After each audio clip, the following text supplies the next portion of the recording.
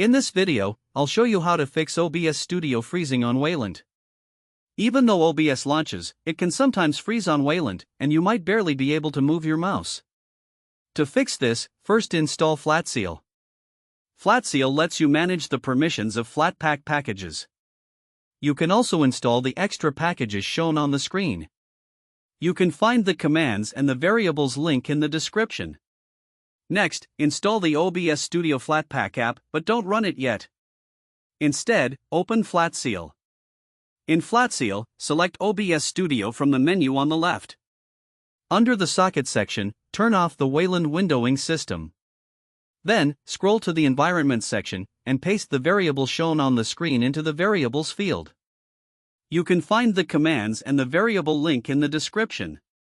Finally, close Flatseal, launch OBS Studio, and it should now run normally without freezing.